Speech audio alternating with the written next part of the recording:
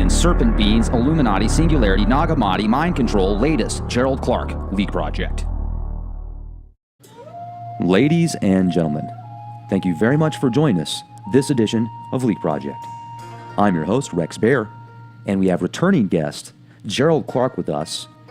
We dive into a bounty of topics, and we get deep, folks. Gerald actually worked with DARPA for 7 years, and during much of that time, he programmed AI networks combined with computer chips that he essentially designed from scratch to run some of the most incredible programs you could imagine. And this was almost 20 years ago. We talk in detail about Thoth, Hermetics, the ancient teachings that go all the way back to Atlantis. We get into the Archons, the Serpent Beings, the Nag Hammadi treaties. We talk about the holographic model of the universe. Gerald gets into detail on lower dimensional beings, the age of Aquarius. Now, some of you might listen to this presentation 3-4 times and still want to go back into it because the amount of detail and depth that is presented is way above and beyond your typical hour-and-a-half program. So make sure not to be multitasking through much of this presentation if you want to grasp the concept. And hey, if not, if you want to play Scrabble at the same time, that's great too. You just might not get as much in-depth understanding as you would if you could just put full force energy into this presentation. Gerald Clark's YouTube channel is amazing. Check it out. Gerald Clark's website is also great, geraldclark77.com. And I want to recommend you guys use the code LEAKPROJECT at geraldclark77.com because you will get a 10% discount on all of his products.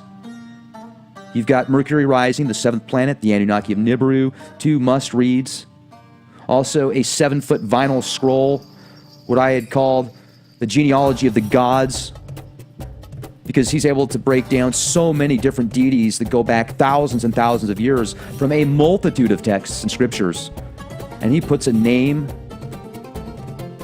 of many of these Anunnaki members that are part of the Galactic Council that is referred to. And this isn't just Zechariah Sitchin, folks. There are many ancient texts way before Mr. Sitchin that refer to the Anunnaki and what they are. Hope you enjoy the presentation. Also, if you're wanting to eat healthier and you're looking for some alternative recipes or good recipes for vegan foods, check out Artistic Vegan. Krista Clark has a fantastic cooking show. She does great podcasts on her YouTube channel. And the food is second to none. And you feel good after you eat it.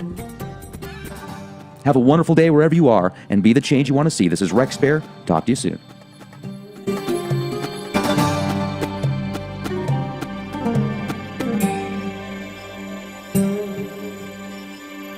Without the oversight, China is not our friend, yet they pretend to be. So it's like we're giving an opportunity to make vaccines. Did you see they have a plug-in to buy Monsanto? China? Well, I thought it was Bayer. Wasn't Bayer gonna?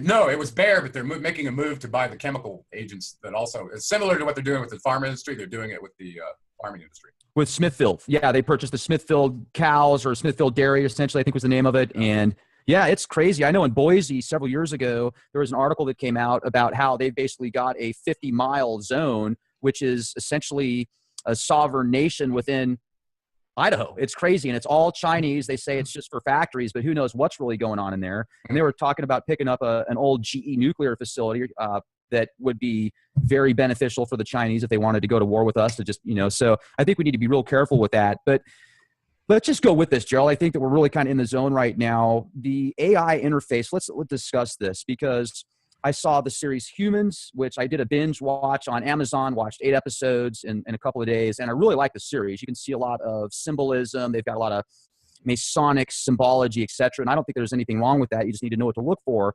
But what I find fascinating is the way they portray AI. And once this AI starts to think for itself, humans get freaked out because they know that these things can calculate more floating points per second, at least at a conscious level, than we can, and they're stronger, faster, because they're machines and they're designed for certain things. Where I'm going with this is, if sentient beings, or let's say androids, can think for themselves, isn't that essentially just a program-based thing anyway? I mean, we all are programs at some level. We were talking about how DNA is quad code. It's essentially 4 different codes. So let's talk about that, because you've done years and years of research into the AI. Well, let's just touch on this A, T, C, and G, 4 protein sequences that make up the human DNA and the genome incomplete. First of all, there's been studies to show that it's impossible to take 4 sequences like that and actually predicate all functions to a human. So there's clearly an energetic interaction, which is light, with DNA to specify way more than we know, not just creating the meat host, but also in how it's animated. Okay, does that make sense? Absolutely, it does. So we've been told that 95% of our DNA is junk, yet now, all of a sudden, with some Russian research and others, they've looked into the 95% that's supposedly junk, found a lexicon, which is a language, okay? And we knew a language existed for the protein synthesis part and the 5% that we understood, but not the 95%.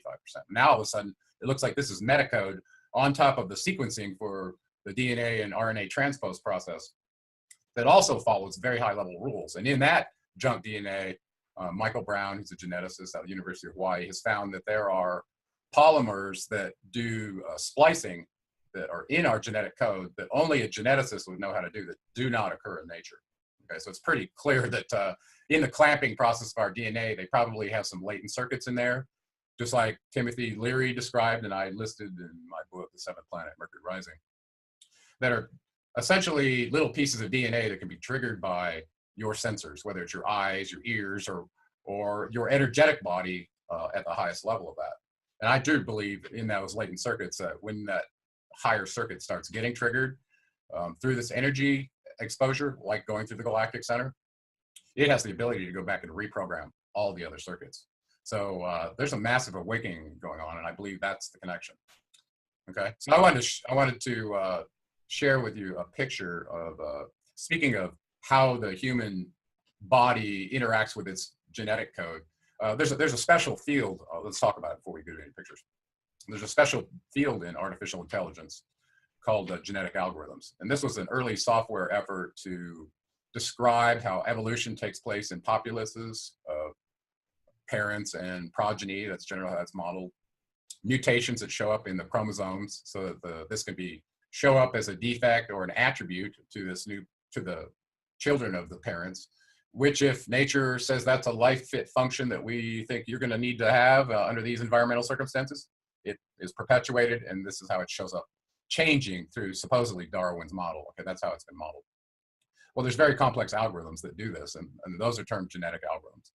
And so I was very interested in those, having been exposed to those for many, many years working in the AI industry. I started in 1989, and I left that industry in 1994. So, yeah, 94.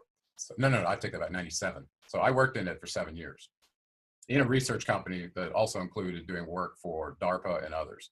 Okay, so we were kind of pioneers in that space, and we were way ahead of our time. And usually those agencies are way ahead of the time of it, what anybody knows. Okay, what I will tell you is that out of that work, I got deeply exposed to the concept of how we model the human brain, which is where we view our intelligence to rest.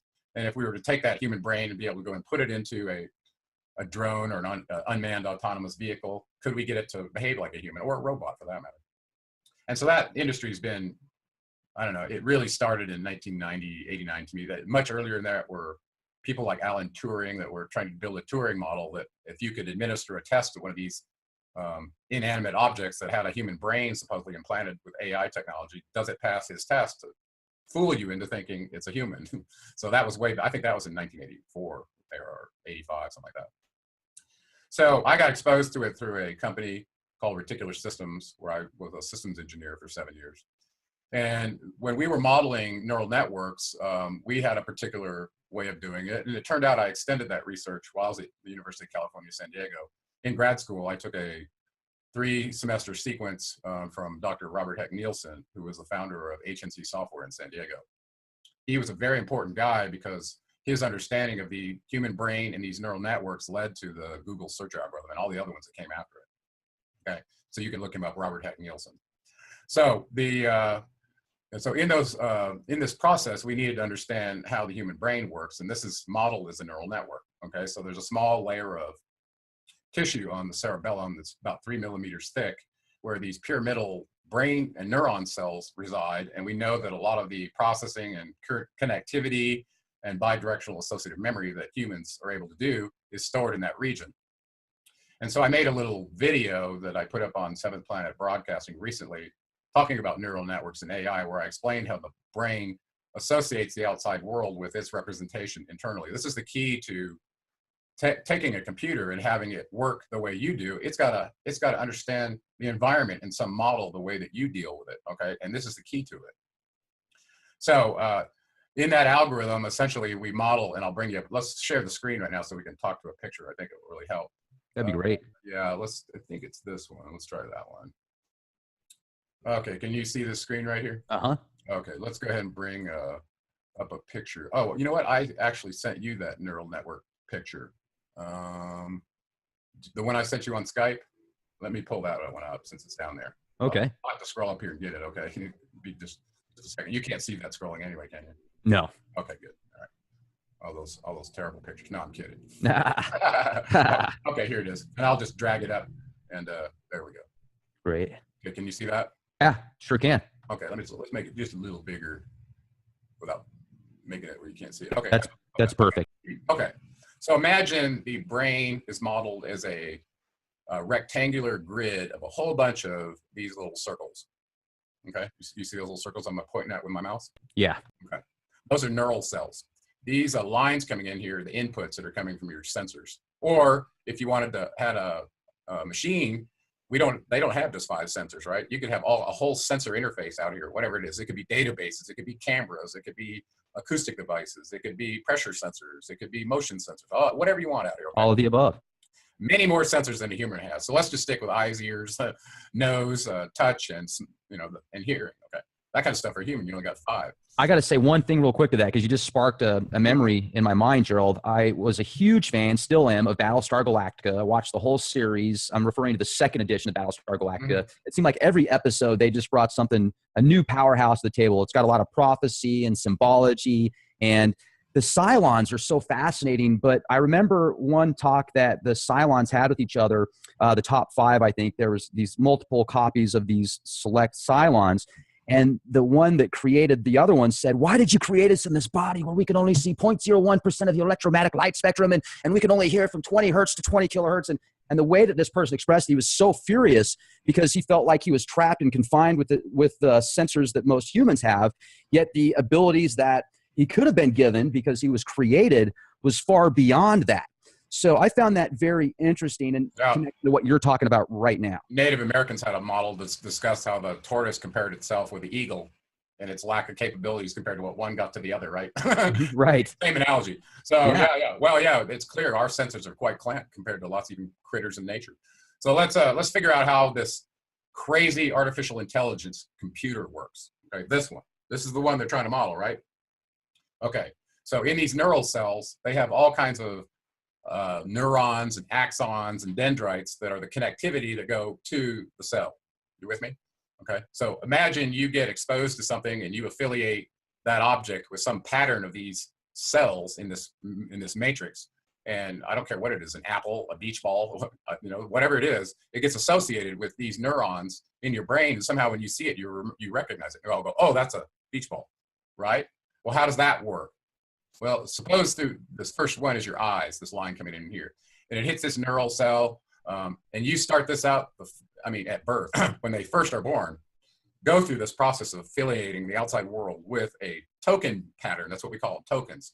So imagine a unique set of these cells that are interconnected. This one might be colored in, and that one might be colored in, and this one might be colored in, okay? Meaning that when I see a beach ball, from this distance and this angle, I go, that's a beach ball, and those cells light up. And they may be different for you than they are for somewhere else. This is your perception filter, right? Your skewed perception filter.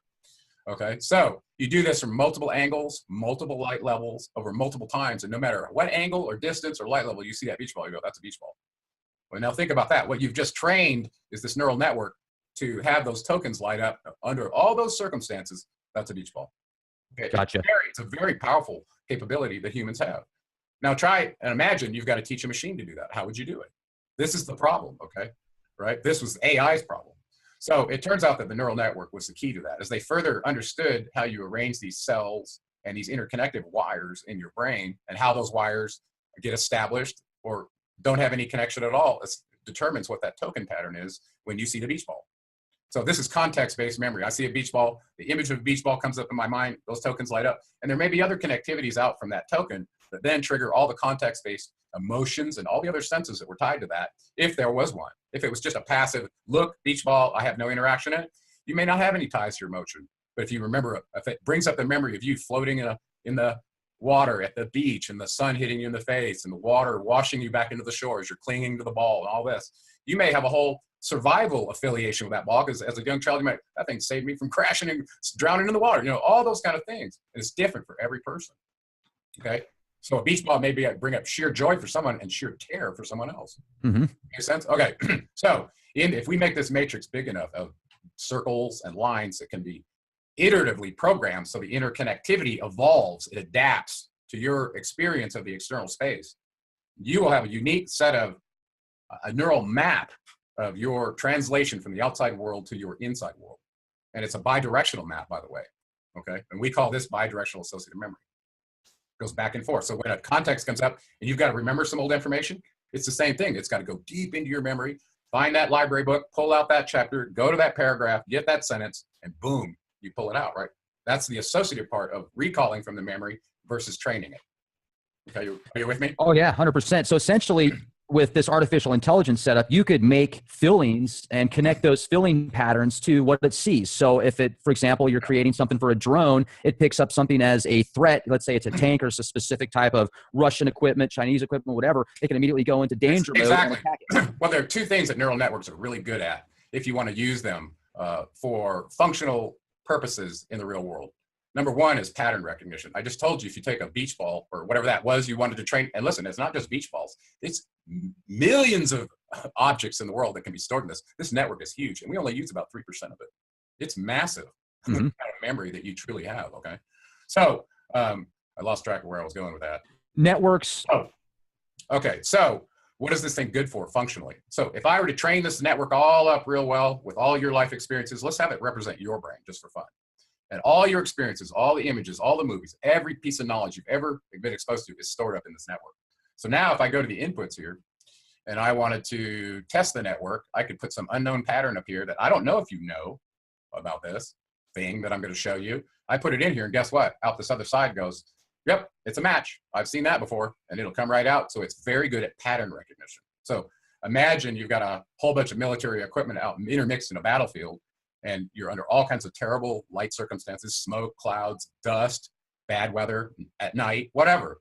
And you see the profile of some object that is clearly man-made on a horizon at the limits of your ability to see the human eye, but with your instruments and your AI technology, okay, you can put that pattern in, do a 3D rotation of it in the computer, and it goes, boom, puts that pattern at the input here, goes, oh, that's a ZSU-23-4 Soviet anti-aircraft armor carrier. That is very dangerous for whatever mission I have. And you know, all of a sudden, so this whole brings up the idea of how do you do situation assessment as a human? How do you assess your environment with your sensors and create this constant evolving assessment of what is now so that you make your decisions in it? And this is a battlefield commander's dream come true. If he can be in the middle of all these disparate information feeds coming in from the air, the ground, every other location, well, he's got this complex picture to build up very quickly in order to go, I need to do this right now, okay? And he wouldn't know that unless he was able to assimilate all that information. This is called situation assessment, okay?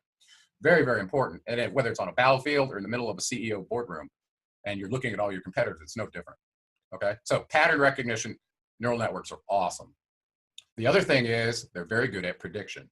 And this is where the Minority Report kind of stuff comes in, okay? Imagine this represents you, and I were to go put as a input scenario to the front end of this network, dissident and or sovereign citizen or defender of the Constitution. Just put that up there. Whatever, okay? You put that in there, and whether they know that about you or not, remember what I said, out the other end's gonna go, yep, I predict this one's gonna do exactly that, okay? So this is your ability to look inside a human and go, what is their intent? This is how they do it. I got to jump in again real quick, if I may, because this is another thing that I've wondered about before. I actually brought this up on a podcast on Leak Project several weeks ago.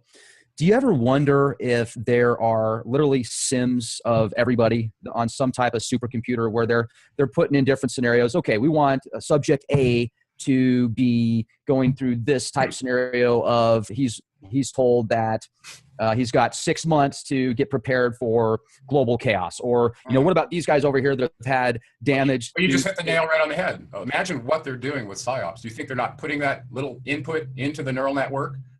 Do you think that the media is controlled by computers, essentially, where they're like, okay, well, how can we piss off the public today? It's more than just the media. If you have a neural network like this that's taking in all the input from every society on the world, imagine what kind of games you could play.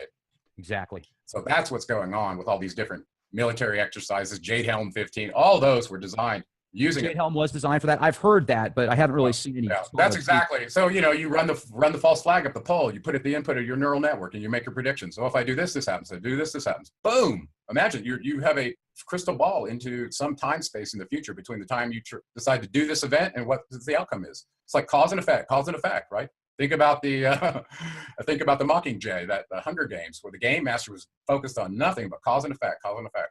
Well, this is how they do it. Now, what I brought up on the screen here for you to see is how I actually did this in grad school. I decided to take this neural net idea, take this population dynamic algorithm that involved chromosomes and a mutation, right, to cause a population to adapt. And I was looking at this from the standpoint of trying to understand myself and the population and where we're going as a species, truly. Well, one of the pieces of equipment as part of our little tech dive today, which we haven't done before, but we've been wanting to do, was to look at some of the things that allow you to do those kind of probings. Okay, and one of them was the idea of a programmable chip with these little neural cells in it, like the neural network I just showed you, that you could program the interconnect any way you wanted so that it could be adaptive. Okay, you don't want to just go buy a chip, it's got fixed function. Here's your inputs from the world. Okay, and this all I can do is what I'm programmed to do, right?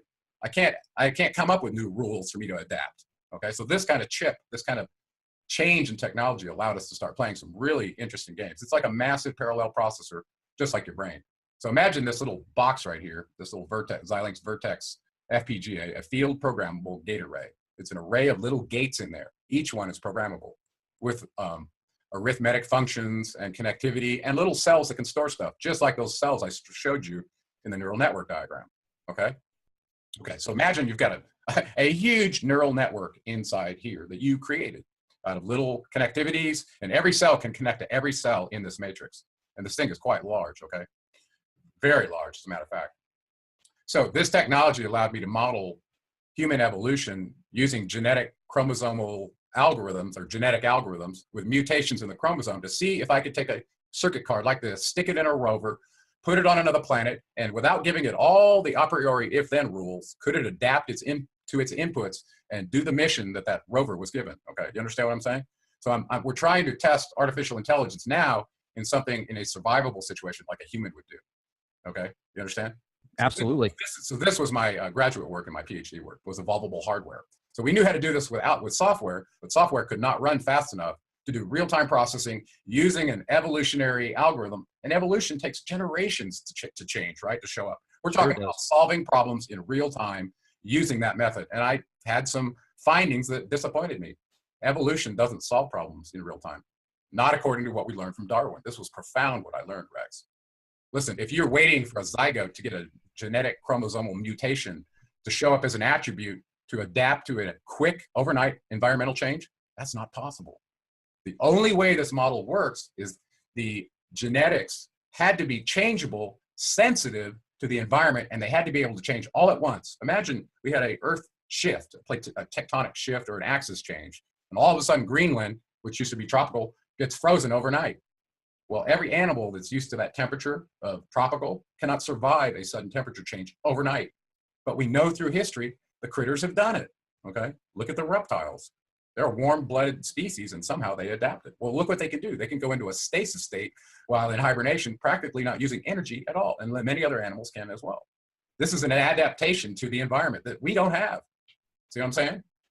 Absolutely. Bottom line is, evolution may take place, or changes in our genetics may take place with the old model where you get mutations at the birth, The child has this attribute, it's dominant, so it shows up in the species. That takes a long time. Think about that. Child has to grow up to be an adult, have kids, blah, blah, blah, and perpetuate it out enough of a male and female have to have it, right? So at least this life cycle of two of those things, those entities, those children, have to grow up to the reproductive age to even have that attribute possibly show up.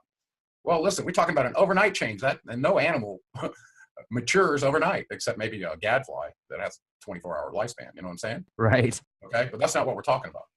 So I was at a loss going, okay, well, this whole theory and this whole AI concept of mutations at birth to get a change to adapt, that didn't work in real time. And I actually fell flat on my face. Some of these algorithms use stochastic processes, which are random. Okay, so they pick a random seed, put it into the chromosome, run it through the whole population, have kids, expose it to the life function. Do they survive? Okay, they're good. They get to stay in, and eventually they become a parent. And they go through this loop and loop and loop until you finally iterated and landed on a solution that's genetically viable. I lost you there. I'm still here. Okay, I'm going to go to, I can't go to speaker view when I'm sharing. Anyway, so that's the idea. But you don't have a picture, buddy, that comes up when you go away. So we got to go put one in there. Oh, sorry about that. Oh. All right. That's a drag for the editor. So anyway, so that left me a little short applying a genetic algorithm to a real-time processing problem.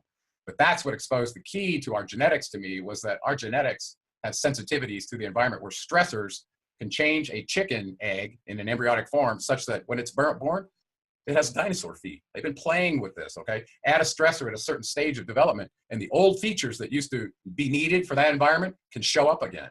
It happens in feral pigs all the time. And I did this in a video where you take your old barnyard pig that's pink and happy, you know, taken care of, fed, doesn't have to forage, no predators. It looks very different than one you release in the wild that grows tusks and is meaner than a snake, okay? And they change their appearance as well. So the environmental change to animals changes their appearance through their genetics, is what I'm telling you. That makes me think that we're all in this simulation. It's just transferring code back and forth. Well, now you take into account this neural algorithm I just showed you. As they keep exposing you to calamity and war and pestilence and disease, they're changing us into being these fearful animals that are emanating energy that somebody is parasitically feeding off of. And you and I talked about this. We'll get to that, okay? But let's not get lost on that right now. Okay, let me close this picture here. And the next thing I wanted to show you was just, this one was kind of fun for me. I don't know if I actually got it up here. I may have given it to you and not to me. Oh, here it is. So when you set up something complex like this, you have a tool for allowing all the simulations of all those things you programmed there in order to debug this thing. And this is what I used to do. So I spent massive amounts of time in front of a simulator like this, looking at timing diagrams, making sure everything I programmed into one of those programmable chips did exactly what I specified it did within the timing constraints and on and on, okay? That looks like something Neo did in the Matrix. Oh, I did this for many code. I did this many years. I used to build the circuit boards like what I showed you, but that turned out to be a lot more fun for me. So I gave you an example of some field programmable gate arrays that I used to do model human evolution, and that was a real fun thing for me. The next thing I wanted to do was kind of give you some, that's cool, kind of a common walkthrough of what we discussed as, and we both see this, is this common source for all of the Hermetic documents. Okay, and I've read most of them, and I think you have now too, and you're starting to see this. But I wanted to just cover a few of those that led me to this holographic diagram that I think we're going to probably do pretty quick. And we may skip bullet item number 4. It's up to you, because I think we got a lot of stuff to cover. So let's start with a document you like, which I like as well, is these Gnostic documents. Okay, so we found these scrolls in a jar in Egypt, in the Egyptian area, or North Africa. I don't remember exactly. It was in Nag Hammadi in Egypt, 1945. This peasant right. literally uncovered a jar of these scriptures. It was incredible. Yeah. And these were the adept. These were the temple priests of the mystery schools that got away with their knowledge. Do you agree with that? Yeah. And I do too. And actually, of this document, I think it tells a very real and better believable story of the character, the biblical character of Jesus, which is going to be kind of the key of all this. So great source. And the inspiration for all of this to the mystery schools in Egypt was their chief priest of the Great White Brotherhood was none other than Thoth, okay, in their documents. And this, you can read that anywhere in their documents. He shows up all over the Egyptian Book of the Dead, him and Osiris and Isis, okay. Turns out they're relatives, right? And we'll explain that.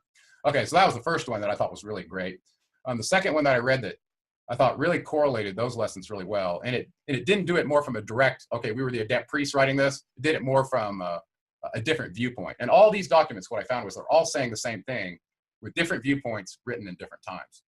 Okay, if you haven't read this one, Hermetic Philosophy of Ancient Egypt and Greece, it very well ties in with the Nag Hammadi for anybody's looking. Of course, Thoth, Hermes, was at the core of the writings. And according to the records, he wrote 35,000 books himself over his incarnations. Wow. And we've only got a few of them, right? That was another one. One of my favorites that resonated so deeply with me, and I think it's written more for a scientist, actually, now that I realize how technical it is, was the Emerald Tablets. And of course, in the Emerald Tablets, Thoth claims he himself wrote those tablets. This is not translation from someone. He says, this is directly from me. Like the Nag Hammadis, it's a time capsule of some knowledge that hasn't been through 50 different translations in different languages. All right? So I included the Emerald Tablets in my book, The Seventh Planet Mercury Rising, because I realized after reading all these other ones, this was another one from Thoth, but it told the story that a scientist could get. And that's why I ended up sticking with that one as my primary, even though all the other ones are great too. Jay and others really like this one. This is the Lost Teachings of Atlantis, the Children of the Law of One. And these go, all these documents ultimately go back to Atlantis, just so you know. Okay, and this one in particular, they like because it's told through humans that are adepts studying this knowledge and all their experiences and their understandings of it. It's not just, okay, here's a tablet, translate it, and then you get it. Okay, there's all the human part of understanding that's included in that. And some people really like that. Me as a scientist, I like it, but I like the data. Okay, I like it straight from the source. Okay, so right. For me, the Emerald Tablets trumps all of them from that standpoint, because it's directly from Thoth, not through a Gnostic or an adept or anyone else. Okay, and so, but they all correlate, and they're all saying the same thing when you really study them all. And there's lots more of them, by the way, other than these. The last one that I really liked, I don't know if I got it up here. Oh yeah. So in the Emerald Tablets, one of the neat things about Thoth is he talks about his commission to do what he's doing for humanity, and who told him to do it. Turns out it was his father, Enki Poseidon, the dweller of Atlantis, who gave him his commission. And in Manly P. Hall's book, it's about page 48. I didn't pull it up for you exactly. There's a discussion between Poimnandre and Hermes, okay, who is Thoth. And in this discussion, he's not talking to his father, he's talking to the creator of all. And I had been looking for this conversation between he and the creator of all to supplant what happened in the Emerald Tablets, where he talked to the 9 cycle masters, who are representative as the right-hand agents of the creator of all in coordinating all the galactic wobbles at the various different dimensions. We're going to go over that, okay? But this discussion between Poimnandre and Hermes in this book gave me 3 different perspectives on Thoth that just drove it home for me. Not only did the universal spirit commission him to do what he's doing for humanity, his father did it.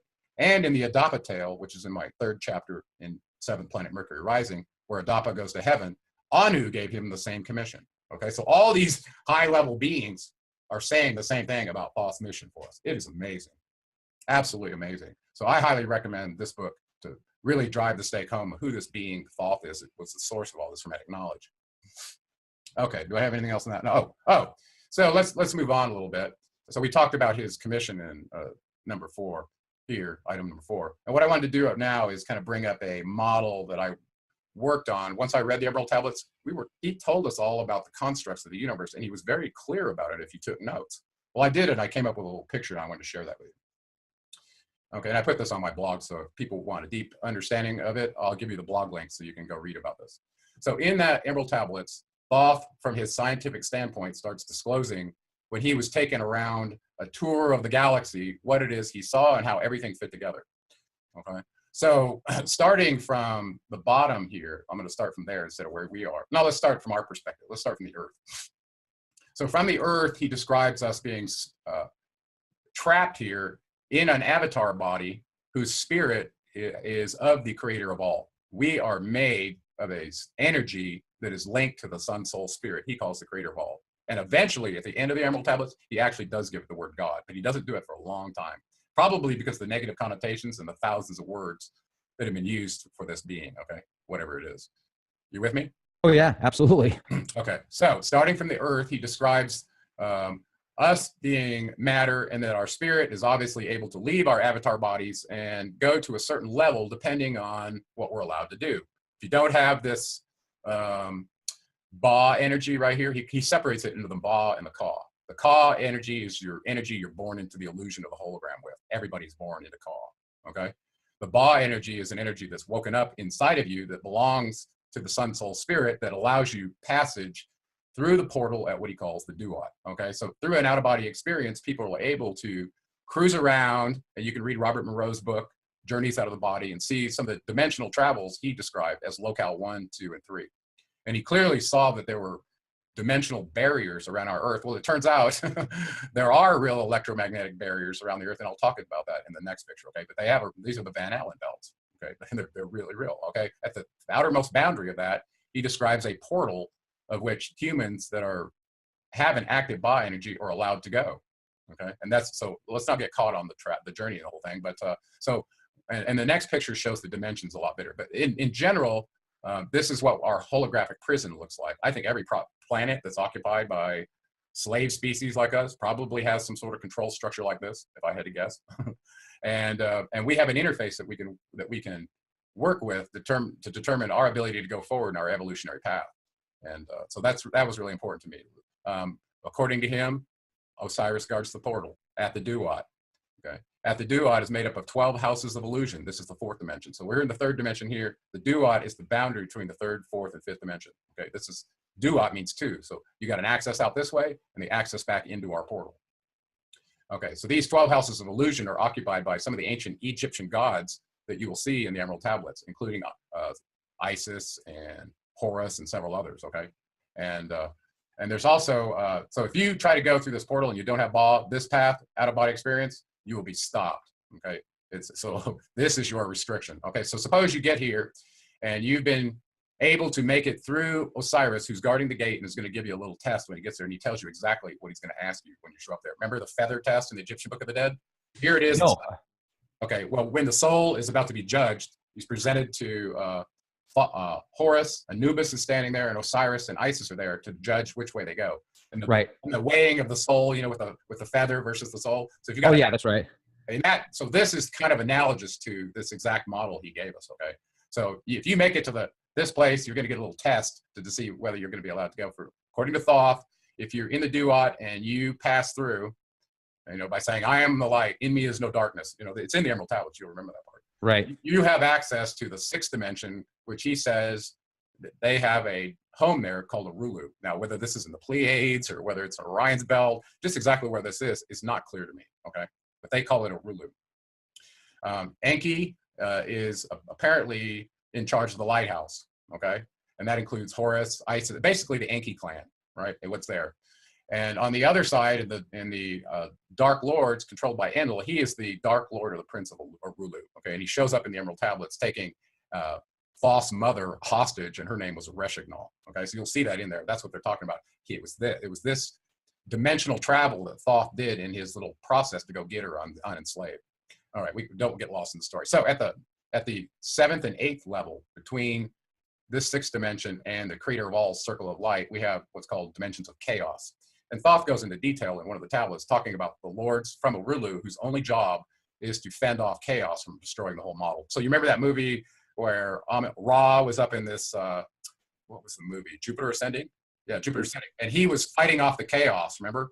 Wasn't he the one that basically gave openings to other planets, and he was the watcher over everything? Right. Yeah, I remember. And he was throwing some weapons whenever this celestial dragon. That's badass. Yeah, well, now, let me check this out. Now you're going to realize the celestial dragon in the Poimnandre was the spirit of the universe. It is the creator of all. So the dragon has been completely demonized by the Archons, just so you know now. Just like everything else. So the universal spirit of the dragon was the creator of all that met Hermes in the Poimnandre.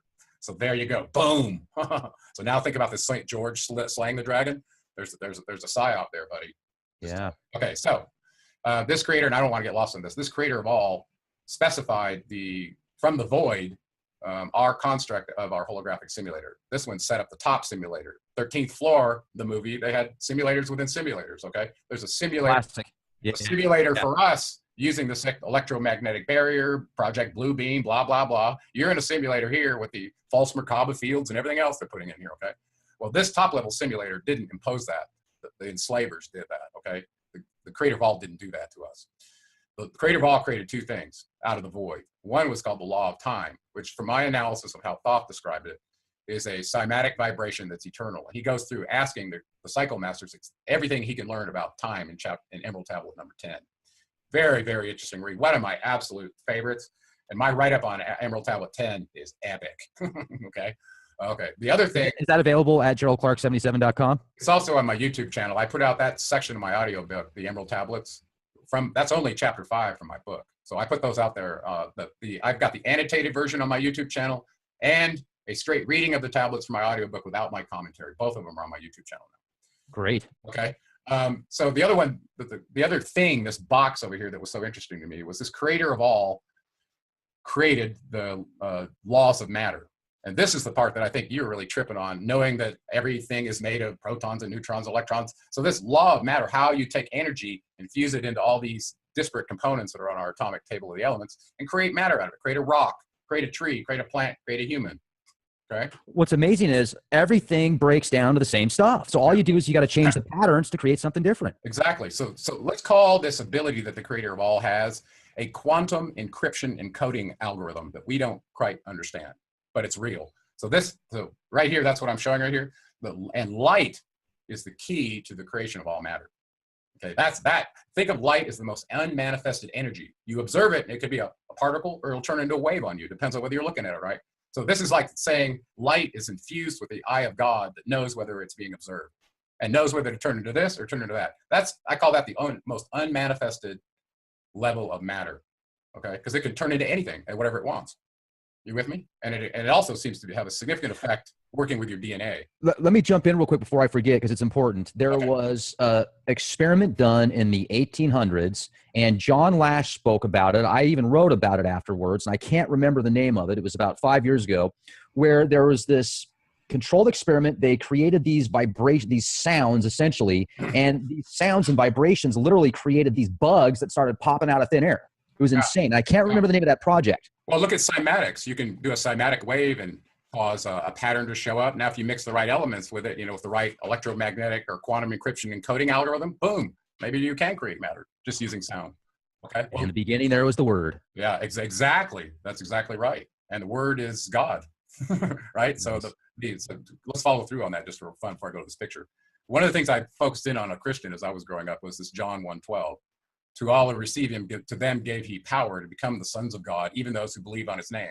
So everybody who said, oh, all I got to do is believe and not have to do anything, they're the ones that are sitting in churches being entertained with music and moving text so they could sing, but they missed the whole point of that. They didn't read through to John 1:14, okay? Because if you put those two together, there's a receiving and then a becoming. If you don't take this energy that's coming from the law into your antenna and do the becoming part, it doesn't work. Do something with it. Exactly. And in John 1:14, it says the word became flesh. Well, we just said the word came from the source and the source became flesh. Well, who would the creator of all send on their behalf to be flesh to communicate with us? The messenger. Now you see it, right? And that was Thoth. It's right in the book, okay? So going back to the Poimnandre discussion, okay? We had 3 sources before telling him that was his mission to help us achieve what I'm showing you on this diagram, okay? So this diagram is from Thoth, and those emerald tablets were lessons for us to go from our enslaved space right here to here. That's where we're all trying to get back to the source, right? And it doesn't matter if it's a human, an Anunnaki, a Gigi minor, a Nephilim, it doesn't matter. Every being on every planet is going back through this process of evolution consciously back to the source. When you read the Bible, and if you take it and compare it to maybe astro shamanism or certain philosophies, when it talks about Jesus and being the sun, I correlate that with the sun of our solar system, literally. Yeah. And Well, soul. And go ahead. I'm sorry. Oh, that's okay. I was just going to say, and I'm wondering if when he says the only way you can get to God is through me, if it's actually some type of parallel where when you do pass this physical being and you go to the other side, maybe it's a projection through the sun. Like maybe the sun is some type of stargate or dimensional gate to the next level. Well, it's a multi-layered symbol. You're correct. Okay. But the idea of a being saying, if you don't believe in me, that there's nothing's going to happen for you, or you don't go forward, that's just human control. Okay. Oh, I agree 100%. I was just wondering if maybe in order to get to the next level, you do have to go through some type of like starport or something like that. And you do. Specific vibrational level. Yeah. And there's 7 layers of it in your body. It's not out there. It's in you. The chakra system. That's right. Those portals are your portals. So when you get to the top one, you're at a level where you can go back and forth to the duat anytime you want. Okay. So so here's another version of that same diagram. Why did I put this one up? I really did it because I wanted to show you the relationship between energy and your brainwave state and the idea of what a dimension is. Okay, what is it? You know, a dimension is a perception, and everything is frequency. Well, where do you do your perceiving? In your brain. Can it change ranges? And this is what I have right here. It's not very clear. I'm sorry. That's delta, theta, alpha, beta. It goes from about 0.1 hertz up to about 13 hertz, or up to 60 hertz, depending on who you're talking to. This one might. Okay. This one might be clearer. Let's see. I'm sorry, it's not. Okay. That kind of goes with hypnosis. The different levels, the lower your right. So if you could brain change, cycles. So imagine there's a correlation between the 9 Mayan underworld frequencies that Quetzalcoatl gave us through the Mayans. Well, Quetzalcoatl was Thoth. Okay, it's all connected. Okay. You mean he wasn't a blood-sucking serpent? No, that was Viracocha who ran him out of Guatemala. Okay, he was an Enlilite. So they were at war. Okay, everywhere the Enkyites went, the Enlilites came to bring destruction. They were at war with each other. And it was by design, okay? It's for us humans to see on the big drama play. Anyway, so here what I'm showing you is, imagine you had a sphere, and this was okay, here's the outside one, and I didn't draw this so you could see it real well. Okay, let's use this one. Suppose this is a spherical circumference around the Earth, and then you get right to the surface of the Earth, and you have a spherical radius around the Earth. Okay, that's what this line is right here. Boom. So the circumference of the Earth is about 40,000 kilometers. On the surface of the Earth, we experience a frequency called the Schumann resonance, which is about 7.8 hertz. Okay, well, our brain waves include that frequency. Actually, that falls into alpha right about here. Okay, so that alpha goes from 7, and this one's about 13, so it's in between there. Well, is that the frequency that you're supposed to be at on the surface of the Earth in your brain waves so that you're properly tuned to this dimension? I would tell you yes, but that's not where we are. We're upwards near 13. Okay, whatever's jacking up our brainwave state has jacked it up from where it should be in a very calm, collective, and fully aware learning state. Alpha is a terrific learning state, okay? Heightened learning, to a ADD state that almost everybody's in, so they give you a drug in school. Okay, they're doing it on purpose to you. Keeping that fight or flight mode. That's right. Now, if you go, let's go some distance into an elevator down inside the Earth, and let's get to this number 2 line right there, okay, that I'm showing here. These are part of the 9 underworld frequencies. Be literal here, just for fun. Underworld frequencies. As you go deeper into the circumference of the Earth, the frequency you experience will change as a function of the radius away from the core. Now, what if those frequencies land in your brainwave region, and there's some space from 200 meters below the Earth all the way down to 100 miles below the Earth, where if you're in that region, you can go in an elevator and see every one of these frequencies show up, and you go, oh, I'm going to travel this dimension on the first floor, 7.8 hertz. And I go all the way down to the bottom floor, and I get to the bottom range of the human brainwaves experience. Say it's like 0.5 hertz, 0.1, something like that. And at the bottom floor of the elevator, I get to experience that dimensional reality. Okay, because we said dimension is frequency, and this is how they're connected. So the reason I bring that up in the Tzolk'in calendar from the Mayan, they had taken these 9 frequencies and put them in a chronological telescopic table of 9 rows and 13 columns that represented the evolution of life on this planet as a function of those frequencies. So you have the cellular life way down at the bottom, right? And then eventually you became a complex organism, then a reptile or a fish and a mammal. And the progression, each one of those stages is specified in that calendar. It's absolutely amazing. And then actually, that's just what's so cool is that the October of 2011, according to Ian Lungold, we had reached the highest level of that calendar, which was called universal consciousness. That means you're not stuck in here. You're not stuck at layer 1, layer 2, layer 3. You're universal consciousness. The energy that you get to experience transcends beyond your enslavement boundaries. That's what's going on. So is that the year of Aquarius? Is that when the year of Aquarius started? Well, it's more about the point where you reach the great year and land in the precessional of the equinox in the Milky Way center, because that's where this energy that's hitting our meat modems is so much stronger than outside that band.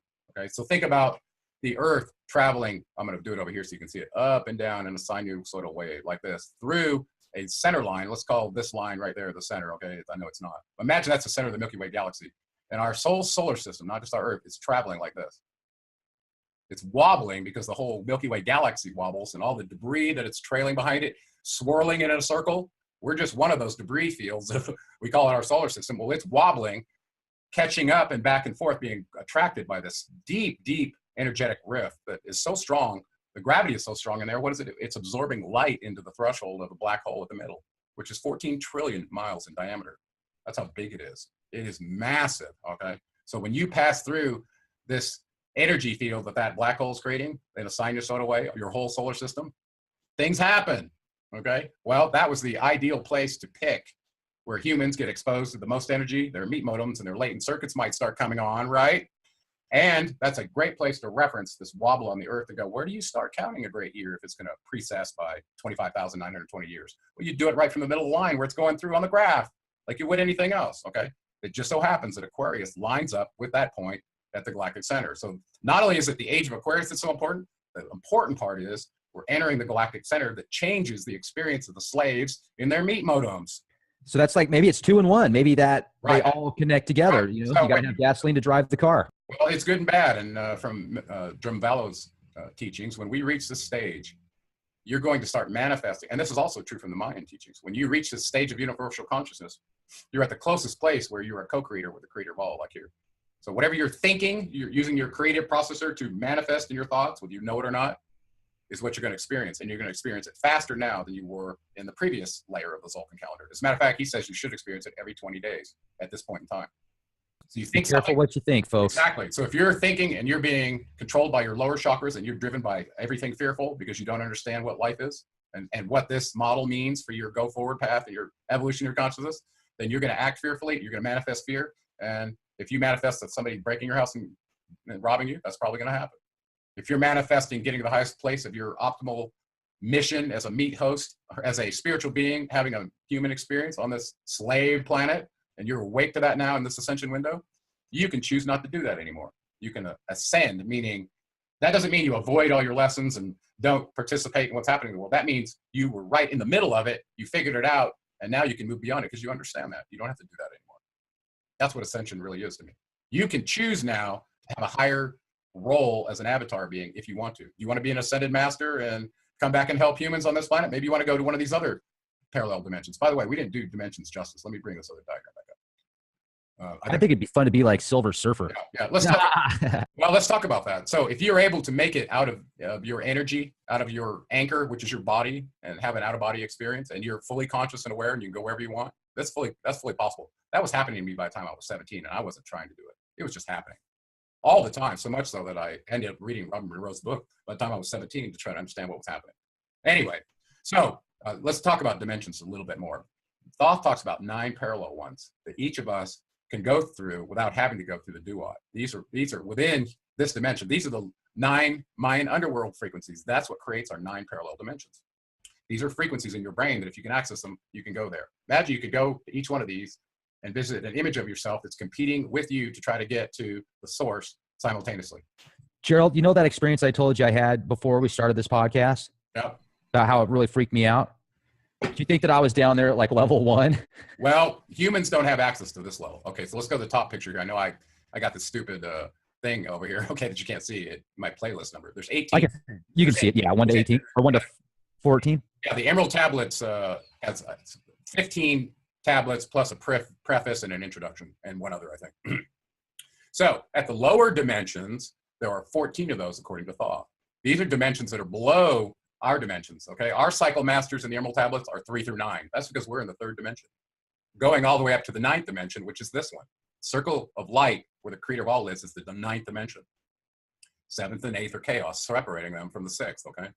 So, where was I going with this? So these lower dimensions, they're very important. There's 14 of them, 14 lower, 9 parallel. Well, in the Emerald Tablets, when these beings were summoned from Atlantis into this dimension, they came from the lower dimension, okay? They're trying to get a jump start in our dimension so they can get up into here, but they were restricted to here based on their galactic cycle masters. These are not even beings that have bodies, okay? These are ones that control all the different dimensions, merging them together to say, okay, these ones are evolving this fast over here, and these ones are going this way. Where do they merge together at some future point in time so they can commonly interact and get along, or whatever it is, okay? Well, this is what is talked about in Emerald Tablet 7. Is these cycle masters specifying what each of their roles are, how they tie to our dimensions, 3 through 9. It looks like we've already done 1 and 2, okay? We're at 3rd dimension now. Or 1 and 2 cycle masters are allocated to the lower dimensions. It's not stated, okay? But there's only 7 cycle masters of the 9 that are assigned to our dimension. And they're named Utanas, Quertas, Chietl, and Goiano, Semvetal, and Ardal. Those are the ones that he calls out in Emerald Tablet 6. And they're the ones that control whether you get out of your energy body and able to have this experience through the portal, okay? And actually, I mentioned in my first book that they appeared to have the same concept about controlling beings at each chakra, locking them down until you do what they want you to do, right? is the Hindu gods. And they actually, it looks like they're describing exactly these 7 cyclemasters. Okay? I found that fascinating. So with that said, let's go from here to talk about these lower dimensional beings that keep getting talked about. Who are the Archons? Who are the serpent beings? Who are the Alpha Draconians? Who are these people that are parasitically preying on humans, right? That somehow seem to be occupying, doing this, and they're being blamed for everything, right? Well, let's bring up a picture from the Ubaid period in Iraq, or Sumer, where these beings had actual pictures and stone statues that they made of them, okay? What's that look like to you? That look like a being from our dimension? I don't think so. That looks like Bill. Looks like Uncle Bill right there when he shapeshifts, doesn't get enough blood intake. Yeah. So in the Emerald Tablets, Thoth clearly starts. Vaccines are good for you. He starts talking about when these beings became greedy for power. They weren't satisfied seeking what was shown in the holographic model to get back to the creator of all source, using what the law specified. It had evolved character and attributes that were permanent, not how much money could you accumulate and were you powerful among other humans so you could step on their neck. Well, these beings on Atlantis got base, according to Plato and the Critias, meaning they got full of ego and pride and arrogance, okay? And they wanted more power. So they found some rituals that allowed them to summon these beings right here from a lower dimension, because these ones are parasitic hosts on entities, on their energy bodies. They're soul stealers. They'll occupy your body, try to get you to give up your own energy so they can take you over and use you as a host. Well, these are the ones that are being portrayed as occupying the bodies in the movie. That is a documentary. It's not just a production. They live. Okay. Which, by the way, Rodney Piper came out before he passed and said exactly that on record. Yeah. Well, listen, Thoth said it in the Emerald Tablets. In the Poimnandre, he talks about it. In the Nag Hammadi, they talk about the Archon energy that was created to do this. Okay. The Archons were some of the offspring of the Anunnaki that stayed in the Levant region, that were the evil entities to the Jewish tradition at that time. And that's where it was kind of Egypt. It was Egypt and is the Levant area, and eventually became Greece. But these were the beings they were talking about. Okay. Some of the Anunnaki aligned with these beings and they turned them into their Al-Qaeda army to go occupy bodies and control. So they didn't have to be the fall guys. Understand? We still do that today with our 3-letter agencies. Okay. So that happened in Atlantis. They were summoned forth.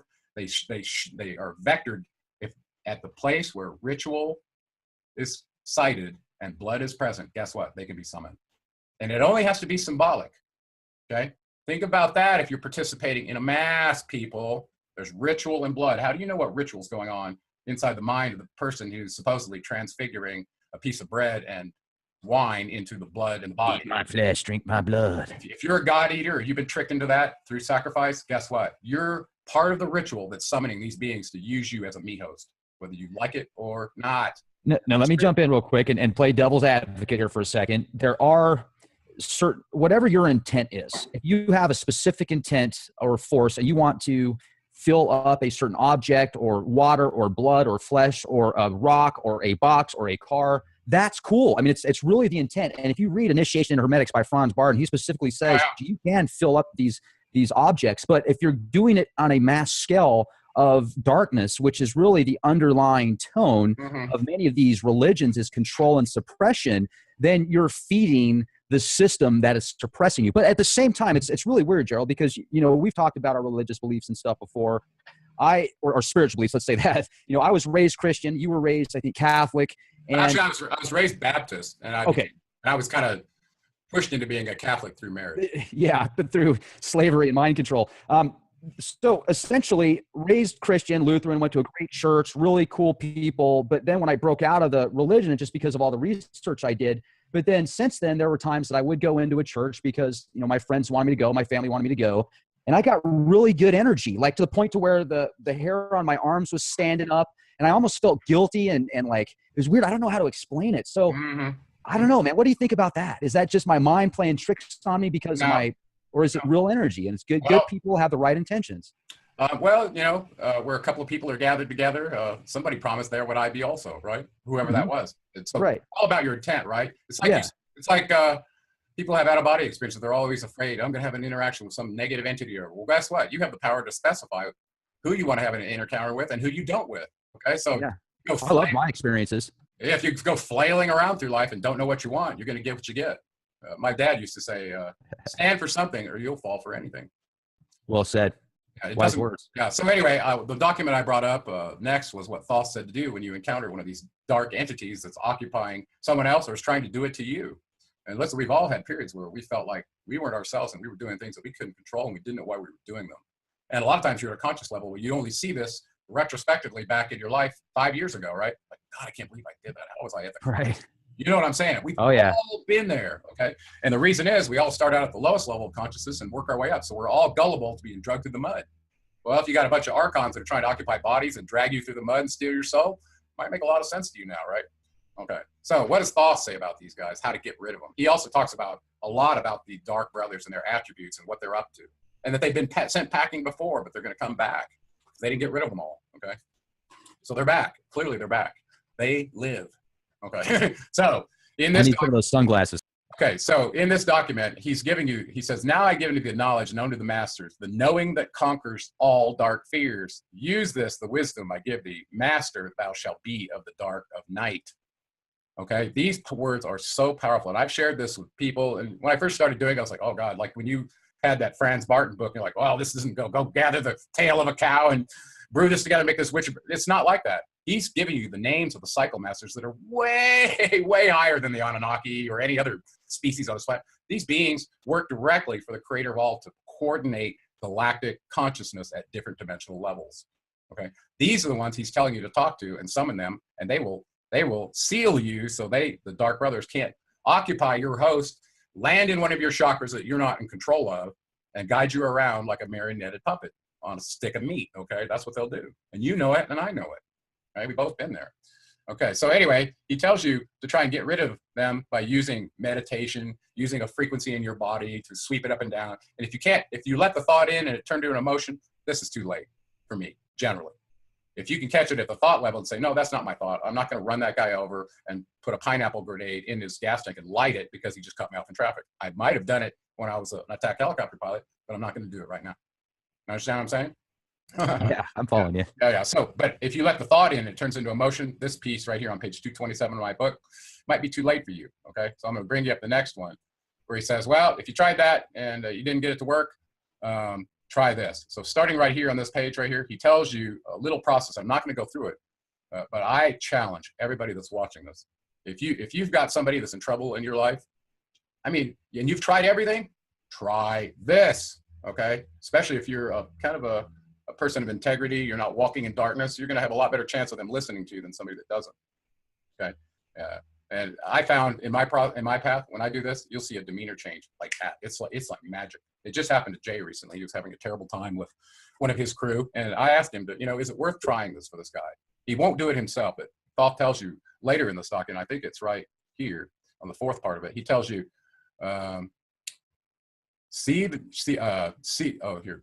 see ye not that the names have power to free by vibration the fetters that bind? Use them at need to free thine brother.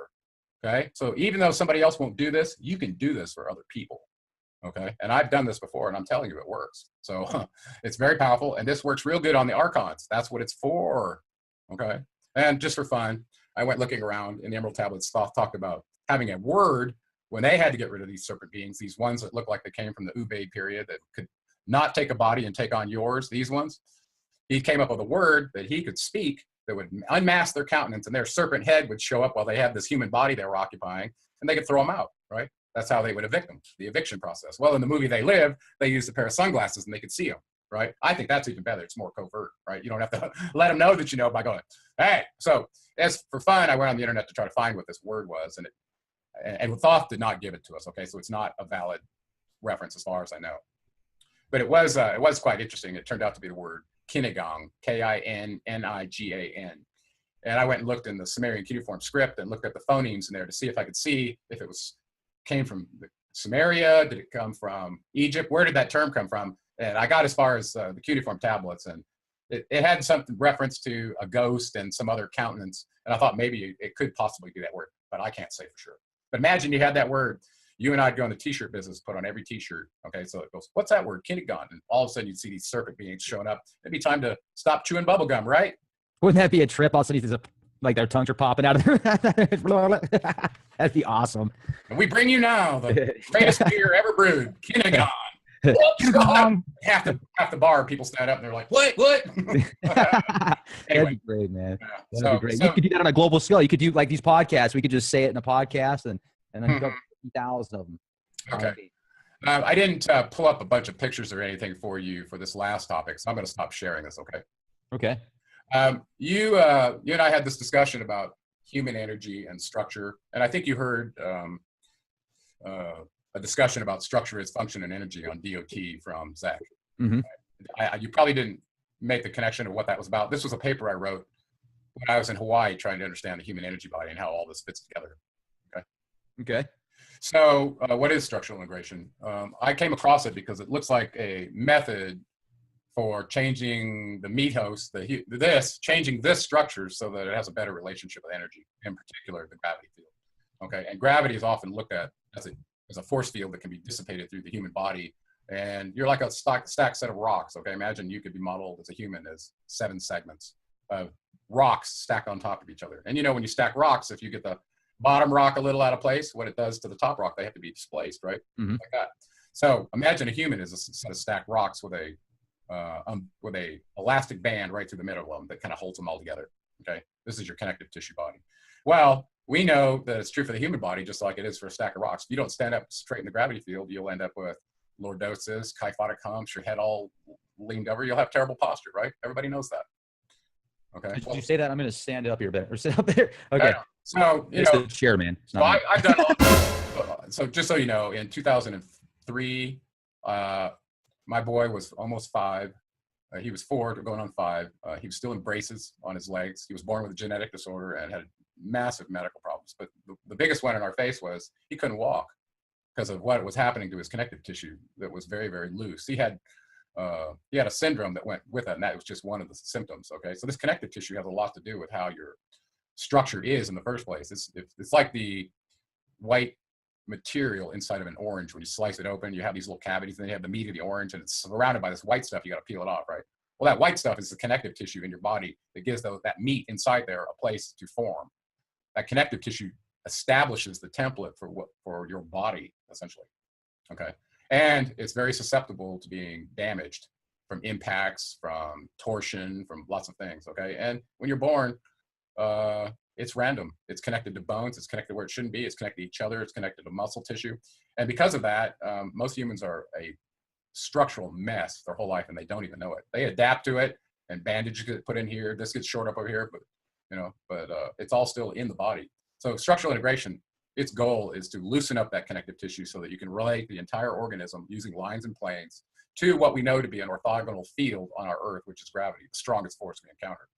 So there's a direct connection that I found between structure and the function of the body. Clearly, if you're more flexible, you could have a rubber guard in the ring in the UFC versus somebody who can't do that. Understand? It gives you certain functions if you do something to your structure. Okay, and I think Zechariah Lang was studying jiu-jitsu, which is a ground game that often involves locks and holds and things like that. So the understanding that your legs are way more powerful than your arms, and if you could use them like arms, they become even more significant. Okay, so flexibility was a key for him, and it turns out that if you loosen the connective tissue through this Rolf method of structural integration, it allows you to relate and to sit up straight and actually to experience gravity through the top of your head. If you put your 2 thumbs in your ears, put your fingers right on top of your head, that's where the top of your head is. That's where you should be feeling the spike of gravity coming right down through the center core of your body like a tube, all the way out to your tailbone, which is the bottom end of your urogenital triangle where your coccyx bone sits. That's the bottom part of your electrical energy body on a nerve complex that's called the ganglion of Impar that sits there. Okay, so that's the negative sign of your battery, and the positive sign sits right up here in your sphenopalatine ganglia inside your nasal concha. Okay, so when you're standing up in the gravity field, all of a sudden, this term of a human antenna or a meat modem might make a lot more sense to you, because we are electrical beings, and our relationship to gravity is part of that. Okay, so ignoring gravity is probably the worst thing any human could do. Okay, and so through this process of structural integration, an initial person would be exposed to a sequence of manipulative moves that are done manually, usually with the elbow or the hand, at a very specific, very slow integrative rate that your nervous system can stay with. You're kind of getting in tune with their nervous system, and it's not designed to ever hurt by people who are modern practitioners of the work. So if you do this and you do this recipe that this woman, this really great woman, Ida Rolf, gave you as a starting point, this isn't the finish point, this is just starting. You have the possibility of taking the connective tissue body, which is kind of like a wetsuit right underneath your skin. Right below your skin, if you were to cut it open, you'd see this white tissue that envelops your whole body. Well, that's your first layer, your superficial layer of your connective tissue. And because of you falling off bikes, wakeboarding, all the other things you've done in your life where you've had impacts, that tissue where it crosses the bone at the surface, like on your wrist, you have a bony wrist. Everywhere where it crosses the wrist or the knee, any bone on the surface, it's going to be fused there from an impact. Guaranteed. Okay. So the first layer. A bunch of fuses then. All over the body, even on the cranium. Do you know your cranial scalp should be moved freely over the head, but it's not? How many times you've been hit in the head with, fall? Probably not as many times as you, martial art master. Yeah. Well, because of that, we get the first layer of freedom for a human by releasing their superficial fascia, every place where it crosses the bone. And that includes the ribs for breathing and all that. It changes the pattern of breathing as well. That's one of the first things we go after. And anyway, I'm not going to get too deep in the process, but it's well published. And this process, ultimately, if the human plays the gravity game and decides to take this last vertebra, that's the biggest one, and keep the ear hole right over the shoulder, and so that bowling ball is balanced up there, not stressing the structure that it's sitting on, you have the potential to find where the top of your head is and actually feel gravity, probably for the very first time in your life. Did you know that you can feel gravity on the top of your head? I never really thought about it. I always just assumed, yeah, I guess, because gravity keeps us grounded, but I never really thought about a higher essence of feeling. Well, so I went with this, and I was sitting in Hawaii, and I was thinking about what is the human energy body and how does gravity fit into this? Because this crazy structure work that I'm doing to help my kid with his fascial problem on his legs and get him out of braces, it's having the impact on me that I'm sensing energy differently. I'm seeing light different. I'm not the same person I used to be. My personality is changing. What's going on here? And Ida Rolf writes about this in her book, which I'll give you a link to. Her seminal work, and I think she only wrote one big book. You can look her up on Amazon. Anyway, so I was trying to figure out, well, what's changing? Why does your connective tissue that makes you sit better in gravity, gets rid of a lot of the pain in your body, makes you extreme contortionist if you want to be. If you want to be real flexible, you get there quick with structure work.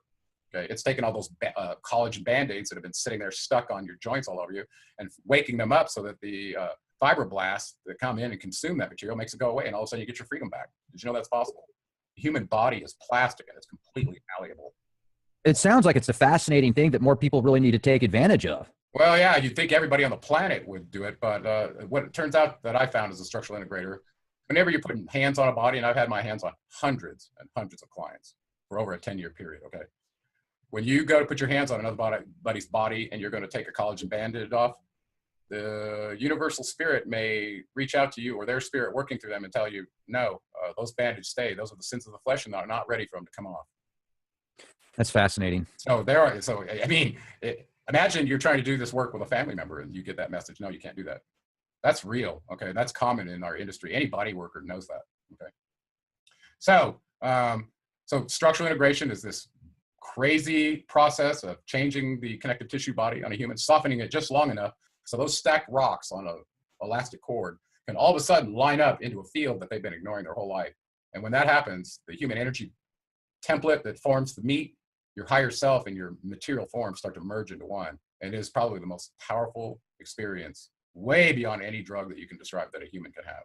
And it doesn't stop there. Once you start that process and you found gravity at the top of your head, now your antenna from the time you were born to where you got to then in deviation from that field will start trying to tune it back in so that when you sit up, it doesn't hurt. When you sit on the floor and do whatever you do, nothing hurts anymore as long as you pay attention to where that is. Now, why is that? An analogy is you can take a long pole and stick it on your finger, and you can, if you got it just balanced, you can just put little tiny motions in to keep it aligned in the gravity field, right? Especially a longer pole. Shorter one's harder. Well, humans no different, okay? If you can line up in the field, the force of gravity enacting on you gets dissipated along that orthogonal axis to the earth. So if you stand up straight and know how to dissipate your energy, you can feel like you're practically floating when you're standing up. And this was the feeling that Ida Rolf described in her book. And I thought all about all this stuff when I was about to write my graduation paper. And I wrote a paper called Structure is Function and Energy. And that was the first time I introduced everybody to the human energy body equation, which I now call equation 5A, that's in both of my books. And so for those that are interested in that level of detail, I've derived it mathematically and symbolically. It's not very hard. But it's like Occam's razor. When you see the simplest answer, it usually is the answer. And I've not had anybody refute me since I published that. So And let me jump in here real quick if I can. For those that have a chance to listen to this presentation, I'd strongly recommend going to geraldclark77.com and use the code Leak Project on any of the products there. And also, I just want to mention Krista Clark's Artistic Vegan website, really good foods as well to integrate with, or recipes, I should say, for foods and menus to bring to the table that will not only make you feel better and combine that with the structural work that Gerald's talking about and just everything else. And you will be a spiritual Jedi. Well, that, you know, and I didn't talk about veganism. I have to say, I have been a vegan since about going on 6 years now. I was a vegetarian for way longer before that. Okay, but the blocks of cheese and the crackers and the wine, all that stuff had to go for me to truly find what this temple, this meat host that's trying to have an optimal energy experience is capable of. So I've always been, as an electrical engineer, I've always been interested where energy meets matter. What is that place? And I've been focused on that since I was 14. And now I believe I've truly found it and I'm living it. And I couldn't be more ecstatic to share this with all the audience on how I got there. I'm just trying to show you my map. Okay, there's lots of different ways to the highest energy state and the universal consciousness.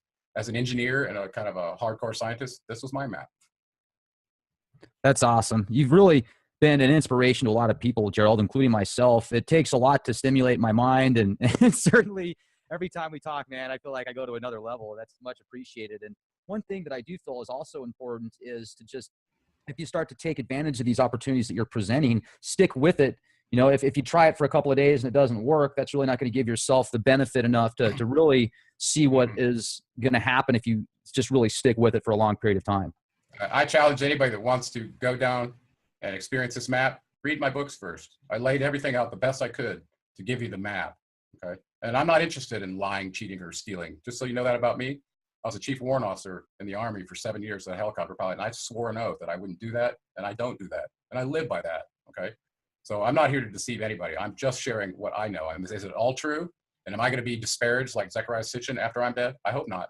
I hope my bros will rise up and smite the disparagers just like we're trying to do now. Nobody is 100% right, okay? We can't know 100% truth in this sort of reality until we're out of it and look back and go, oh yeah, I missed that one. See what I'm saying? So all we can do is give the clearest map that we can give. And I've tried to do that with references in every one of my writings, and there's a lot of pictures and tables, more than most people can handle, including the genealogy table. It's almost 7 feet tall. And I hope we see it on your wall next time we do this. You absolutely will. I just have to put it up because it's awesome. I've got it literally, matter of fact, hold on a second. I'm going to go grab it. This is great. I want to show everybody that has a chance to be right back. Yeah, well, while he's going to get that, we're probably going to do a paper version that's smaller so people don't have so much space to, so it can be rolled up like a scroll or whatever. The ones we made right now are made out of high strength vinyl for display outside like banners, but it's very high quality stuff. And we sent one to Rex here recently because we've been working with Rex to help support people to have access to some of these kind of products like the alchemical elixirs that Krista has on her website, artisticvegan.com. And Rex has a link on his page. If anybody uses the Leak Project code, following that to one of our stores, there's a discount there. So I encourage you to use that. So you guys, this is like heavy duty vinyl. This is like almost as thick as the vinyl you put on your floors here. I'm going to pull this. It's made for durability in case it gets exposed to sunlight. Okay. So it's kind of like those banners you see outside on buildings that can last a long time. It's probably overkill. I was just saying to your audience that we may want to do a paper version that looks like ancient Nag Hammadi paper that's been rolled up in a jar, something like that. It even smells good. It's got that vinyl, that brand new vinyl smell to it. That would be cool, Gerald. I like that. Yeah. So this is it. Yeah. I'm going to put this on like a frame of some type. I'll probably use some type of plywood or something for the back of it. Hold it up again, and I'm going to shut up because when I was talking, it was showing me, not your thing. Hold it up again. So this is the vinyl scroll, and as you can see here, I don't know how well you can see it, but I mean, it is just beautiful. And talk about a centerpiece. If you want to use this, it's a lot taller than my frame here. If you want to use this as a centerpiece for your house or for somebody that's a seeker, I mean, this is just a gourmet buffet of dots blocking the audio. Yeah, that's cool. Yeah, but it is quite a conversation piece when somebody walks in and sees something like that on your wall. Yeah, this is great. Mm-hmm. It's like 100 degrees in my garage if I'm sweating like a pig, so that's why I usually don't do video through the whole thing here. Okay, buddy. Gerald, it was an honor to speak with you, and like always, and we'll talk again soon. Brother, we'll talk soon. Cheers. Bye.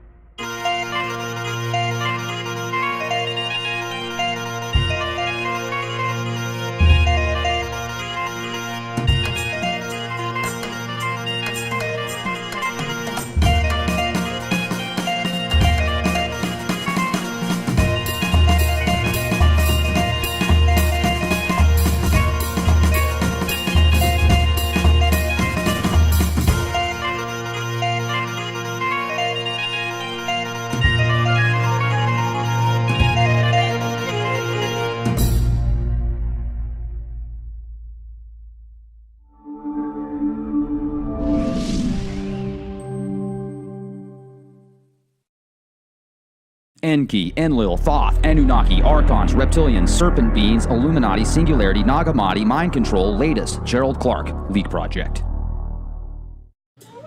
Ladies and gentlemen, thank you very much for joining us this edition of Leak Project. I'm your host, Rex Bear, and we have returning guest Gerald Clark with us. We dive into a bounty of topics, and we get deep, folks.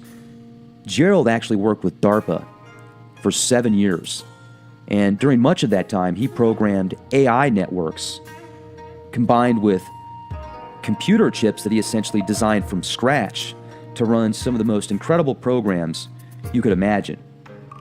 And this was almost 20 years ago.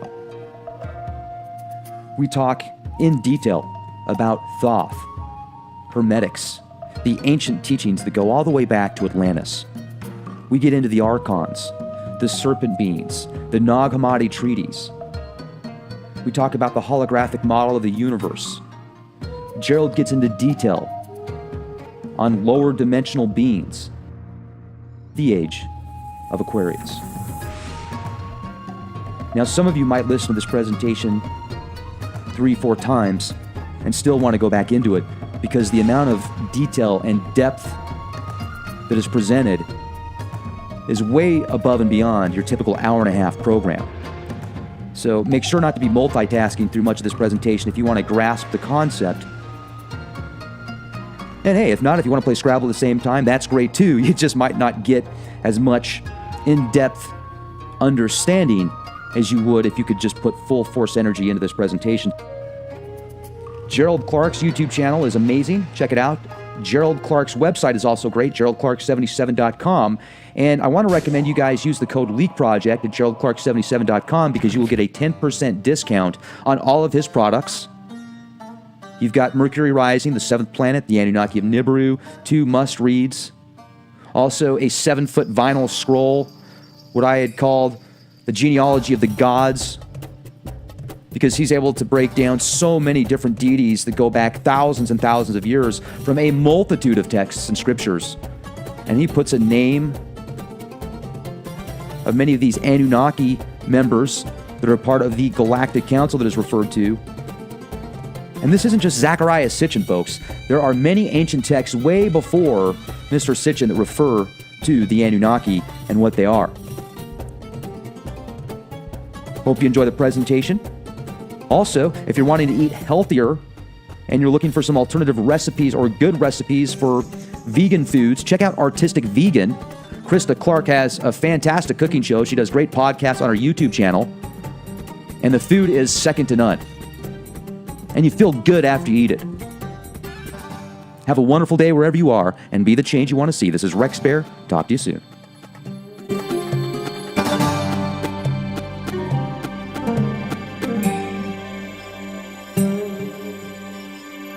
Without the oversight, China is not our friend, yet they pretend to be. So it's like we're giving an opportunity to make vaccines. Did you see they have a plug-in to buy Monsanto? China? Well, I thought it was Bayer. Wasn't Bayer gonna? No, it was Bayer, but they're making a move to buy the chemical agents that also is similar to what they're doing with the farm industry. They're doing it with the farming industry. With Smithfield. Yeah, they purchased the Smithfield cows or Smithfield dairy, essentially, I think was the name of it. And yeah, it's crazy. I know in Boise several years ago, there was an article that came out about how they basically got a 50-mile zone, which is essentially a sovereign nation within Idaho. It's crazy. And it's all Chinese. They say it's just for factories, but who knows what's really going on in there. And they were talking about picking up an old GE nuclear facility that would be very beneficial for the Chinese if they wanted to go to war with us. To just, so I think we need to be real careful with that. But let's just go with this, Gerald. I think that we're really kind of in the zone right now. The AI interface, let's discuss this because I saw the series Humans, which I did a binge watch on Amazon, watched 8 episodes in a couple of days, and I really like the series. You can see a lot of symbolism. They've got a lot of Masonic symbology, etc. And I don't think there's anything wrong with that. You just need to know what to look for. But what I find fascinating is the way they portray AI. And once this AI starts to think for itself, humans get freaked out because they know that these things can calculate more floating points per second, at least at a conscious level, than we can, and they're stronger, faster, because they're machines and they're designed for certain things. Where I'm going with this is if sentient beings or let's say androids can think for themselves. Isn't that essentially just a program-based thing anyway? I mean, we all are programs at some level. We were talking about how DNA is quad code. It's essentially 4 different codes. So let's talk about that, because you've done years and years of research into the AI.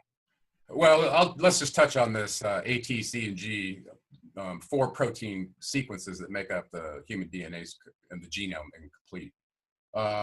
First of all, there's been studies to show that it's impossible to take 4 sequences like that and actually predicate all functions to a human. So there's clearly an energetic interaction, which is light, with DNA to specify way more than we know, not just creating the meat host, but also in how it's animated. Okay, does that make sense? Absolutely, it does. So we've been told that 95% of our DNA is junk, yet now, all of a sudden, with some Russian research and others, they've looked into the 95% that's supposedly junk, found a lexicon, which is a language, okay? And we knew a language existed for the protein synthesis part and the 5% that we understood, but not the 95%. Now, all of a sudden, it looks like this is metacode on top of the sequencing for the DNA and RNA transpose process that also follows very high level rules. And in that junk DNA, Michael Brown, who's a geneticist at the University of Hawaii, has found that there are polymers that do splicing that are in our genetic code that only a geneticist would know how to do, that do not occur in nature. Okay, so it's pretty clear that in the clamping process of our DNA, they probably have some latent circuits in there, just like Timothy Leary described, and I listed in my book, The Seventh Planet, Mercury Rising, that are essentially little pieces of DNA that can be triggered by your sensors, whether it's your eyes, your ears, or your energetic body at the highest level of that. And I do believe in those latent circuits that when that higher circuit starts getting triggered through this energy exposure, like going through the galactic center, it has the ability to go back and reprogram all the other circuits. So there's a massive awakening going on, and I believe that's the connection. Okay, so I wanted to share with you a picture of, speaking of how the human body interacts with its genetic code.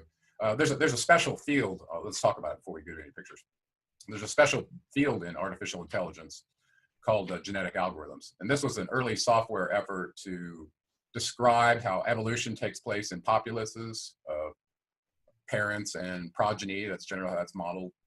Mutations that show up in the chromosomes, so that this can show up as a defect or an attribute to the children of the parents, which, if nature says that's a life fit function that we think you're going to need to have under these environmental circumstances, it is perpetuated, and this is how it shows up, changing through supposedly Darwin's model. Okay, that's how it's been modeled. Well, there's very complex algorithms that do this, and those are termed genetic algorithms. And so I was very interested in those, having been exposed to those for many, many years working in the AI industry. I started in 1989, and I left that industry in 1994. So, yeah, 94. So, no, I take that back, 97. So I worked in it for 7 years in a research company that also included doing work for DARPA and others. Okay, so we were kind of pioneers in that space, and we were way ahead of our time. And usually those agencies are way ahead of the time of it, what anybody knows. Okay, what I will tell you is that out of that work, I got deeply exposed to the concept of how we model the human brain, which is where we view our intelligence to rest. And if we were to take that human brain and be able to go and put it into a drone or an unmanned autonomous vehicle, could we get it to behave like a human, or a robot for that matter? And so that industry's been, I don't know, it really started in 1990, 89 to me. That much earlier than that were people like Alan Turing that were trying to build a Turing model that if you could administer a test to one of these inanimate objects that had a human brain supposedly implanted with AI technology, does it pass his test to fool you into thinking it's a human? So that was I think that was in 1984 or 85, something like that. So I got exposed to it through a company called Reticular Systems, where I was a systems engineer for 7 years. And when we were modeling neural networks, we had a particular way of doing it. And it turned out I extended that research while I was at the University of California, San Diego. In grad school, I took a 3-semester sequence from Dr. Robert Heck Nielsen, who was the founder of HNC Software in San Diego. He was a very important guy because his understanding of the human brain and these neural networks led to the Google search algorithm and all the other ones that came after it. Okay, so you can look him up, Robert Heck Nielsen. So And so in this process, we needed to understand how the human brain works. And this is modeled as a neural network. Okay, so there's a small layer of tissue on the cerebellum that's about 3 millimeters thick, where these pyramidal brain and neuron cells reside. And we know that a lot of the processing and connectivity and bidirectional associative memory that humans are able to do is stored in that region. And so I made a little video that I put up on Seventh Planet Broadcasting recently, talking about neural networks and AI, where I explained how the brain associates the outside world with its representation internally. This is the key to taking a computer and having it work the way you do. It's got to understand the environment in some model the way that you deal with it. Okay, and this is the key to it. So in that algorithm, essentially we model, and I'll bring you up. Let's share the screen right now so we can talk to a picture. I think it will really help. That'd be great. Yeah, I think it's this one. Let's try that one. Okay, can you see this screen right here? Uh-huh. Okay, let's go ahead and bring up a picture. Oh, you know what? I actually sent you that neural network picture. The one I sent you on Skype. Let me pull that one up since it's down there. Okay. I'll have to scroll up here and get it. Okay, can you be just a second? You can't see that scrolling anyway, can you? No. Okay, good. All right. All those terrible pictures. No, I'm kidding. Okay, here it is, and I'll just drag it up, and there we go. Great. Okay, can you see that? Yeah, sure can. Okay, let's make it just a little bigger without making it where you can't see it. Okay, that's perfect. Okay, so imagine the brain is modeled as a rectangular grid of a whole bunch of these little circles. Okay, you see those little circles I'm pointing at with my mouse? Yeah. Okay, those are neural cells. These lines coming in here are the inputs that are coming from your sensors. Or if you wanted to had a machine, they don't have just 5 sensors, right? You could have a whole sensor interface out here, whatever it is. It could be databases, it could be cameras, it could be acoustic devices, it could be pressure sensors, it could be motion sensors, whatever you want out here. Okay? All of the above. Many more sensors than a human has. So let's just stick with eyes, ears, nose, touch, and and hearing. Okay, that kind of